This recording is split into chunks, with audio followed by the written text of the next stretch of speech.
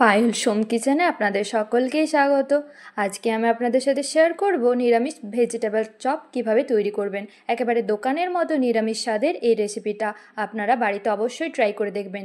দেখুন কি সুন্দর একেবারে মুচমুচে হয়েছে ভেজিটেবল চপগুলো, খেতে কিন্তু অসম্ভব সুন্দর লাগছিল।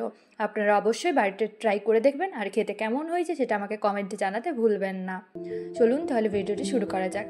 ভেজিটেবল চপ বানানোর জন্য 4টে আলুকে এভাবে করে সেদ্ধ করে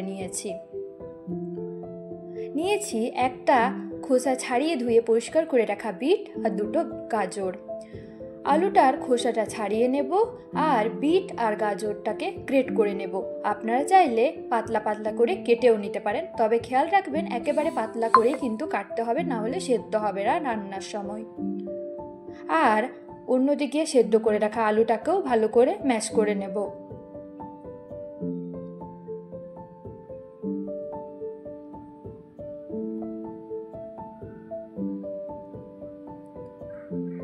বিটটাকে ভালোভাবে গ্রেট করে নিলাম, এবার গাজরটাকেও করে নেব।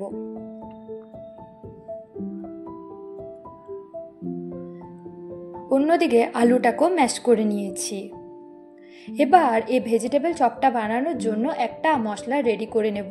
তার জন্য গ্যাসে কড়াই চাপিয়ে কড়াইটাকে খুব ভালো মতো করে গরম করে নেওয়ার পর এর মধ্যে দিয়ে দেব গোটা গরম মশলা, যার মধ্যে নিয়েছি তেজপাতা, লবঙ্গ, গোটা জিরে, ধনে, শুকনো লঙ্কা আর নিয়েছি এলাচ, গোলমরিচ। এগুলোকে হালকা একটু ভেজে নেব। গ্যাসের ফ্লেমটা লোতে রেখে প্রায় 2 মিনিট মতো ভেজে নেব। যখনই দেখবেন মশলা থেকে খুব সুন্দর গন্ধ ছাড়তে শুরু করেছে, তখনই এটাকে নামিয়ে নিতে হবে। নামিয়ে ঠান্ডা করে এটাকে ভালো করে গুঁড়ো করে নেব। ততক্ষণ এবার গ্যাসে কড়াই চাপিয়ে দিলাম আবারও। সরষের তেল দিয়ে দেব 4 টেবিল স্পুন। আমি এখানে কিছু বাদাম ভেজে নিচ্ছি। ফ্লেমটাকে লোতে রেখে বাদামটাকে খুব ভালো করে ভেজে নেব। তারপর বাদামটা ভাজা হয়ে গেলে এটাকে তুলে রেখে নেব। এবার রান্নাটা শুরু করব।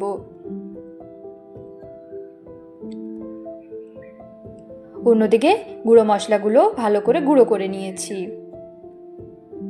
কড়াইতে আরও বেশ কিছুটা পরিমাণে সরষের তেল দিয়ে দেব। তেলটা গরম হয়ে গেলে এর মধ্যে দিয়ে দেব আদা বাটা আর কাঁচা লঙ্কা বাটা, 2টো মিলিয়ে 2 টেবিল স্পুন নিয়েছি। গ্যাসের ফ্লেমটাকে হাইতে দিয়ে আদার কাঁচা গন্ধটা চলে যাওয়া অবধি অপেক্ষা করতে হবে। এবার এর মধ্যে গ্রেট করে রাখা গাজর, বিট আর সেদ্ধ আলুটাও দিয়ে দেব। বিট আর গাজরটা দেওয়ার পর একটু নাড়াচাড়া করে নিচ্ছি, তারপর দিয়ে দেব আলুটাও।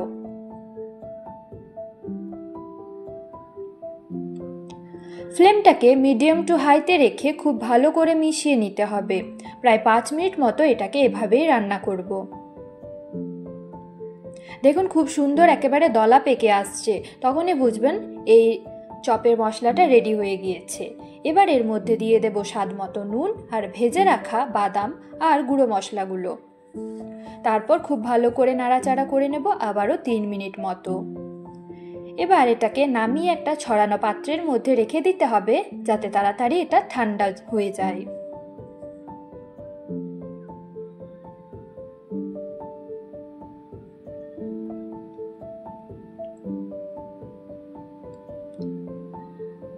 মশলাটা রেডি হয়ে গিয়েছে, এটাকে ঠান্ডা করে নেব।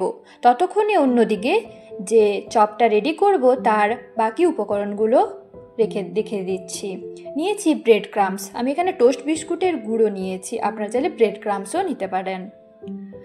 একটা পাত্রের মধ্যে 1 কাপ জল দিয়েছি, দিয়ে দেব 1 চামচ ময়দা, 1 চামচ কর্নফ্লোর, দিয়ে দেব স্বাদ মতো নুন। তারপর সব উপকরণ ভালো করে জলের সাথে গুলে নিতে হবে। আর খেয়াল রাখতে হবে এর মধ্যে যেন একটাও দলা পেকে না থাকে। খুব ভালো করে এভাবে চামচের সাহায্যে নাড়াচাড়া করে নিতে হবে।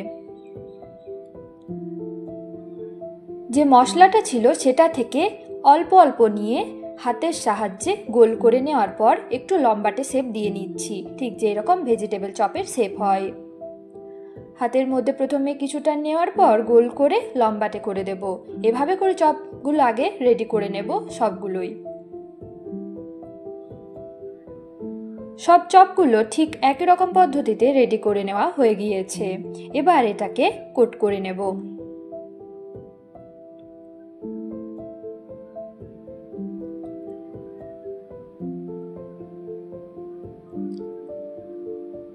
একটা চপ নেওয়ার পর এটাকে প্রথমে ময়দা আর কর্নফ্লোর গোলানো জলের মধ্যে ডুবিয়ে তারপর টোস্ট বিস্কুটের গুঁড়োর মধ্যে এভাবে কোট করে নেব। আপনারা চাইলে সিঙ্গেল কোট কিংবা ডাবল কোট করতে পারেন। আমি এখানে 2 বার করলাম, তাহলে খেতে ভালো লাগবে। আরেকবার কর্নফ্লোর আর ময়দার গোলানো জলটার মধ্যে দেওয়ার পর ব্রেড ক্রাম্বসের মধ্যে ভালো করে কোট করে নেব।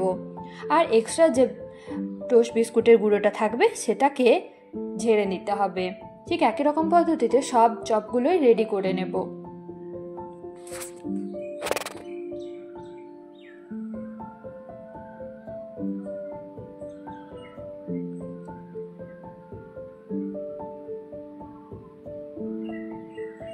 সবগুলোই একই রকম পদ্ধতিতে রেডি করে নেওয়া হয়ে গিয়েছে। এবার এগুলোকে ভেজে নেব।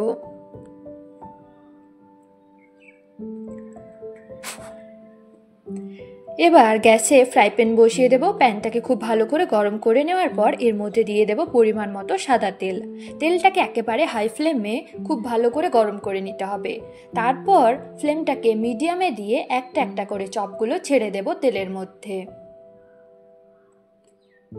আর কিন্তু চপগুলো রান্না করতে হবে মিডিয়াম ফ্লেমে, হাই ফ্লেমে করতে যাবেন না, নাহলে বাইরেটা কালার চলে আসবে আর ভেতরটা ভাজা হবে না। তাই মিডিয়াম ফ্লেমে রেখেই এটাকে উল্টে পাল্টে প্রায় 7 মিনিট মতো ভেজে নিয়েছি। একটু সময় নিয়ে ভেজে নেবেন আর একবারে বেশি চপ দেবেন না, না হলে উল্টানোর সময় অসুবিধা হবে। কম কম করে দিয়ে সবগুলোই ভেজে নিতে হবে।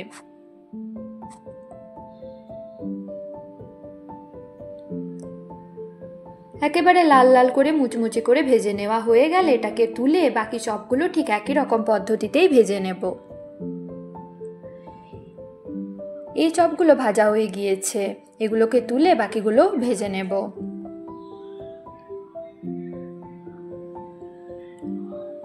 সন্ধেবেলা চায়ের টেবিলে সস কিংবা কাসুন্দি স্যালাডের সাথে এই ভেজিটেবল চপগুলো অবশ্যই ট্রাই করে দেখবেন। আর খেতে কেমন হয়েছে সেটা আমাকে কমেন্টে জানাতে ভুলবেন না। তৈরি হয়ে গেল খুব সহজেই দারুণ স্বাদের ভেজিটেবল চপ। ভিডিওটি ভালো হয়ে থাকলে অবশ্যই লাইক শেয়ার কমেন্ট করতে ভুলবেন না। আর আমার চ্যানেলে নতুন হয়ে থাকলে অবশ্যই আমার চ্যানেলটি সাবস্ক্রাইব করে পাশে থাকা বেল আইকন প্রেস করতে একদমই ভুলবেন না, যাতে সবার আগে নোটিফিকেশন আপনাদের মোবাইলে চলে যায়। ধন্যবাদ।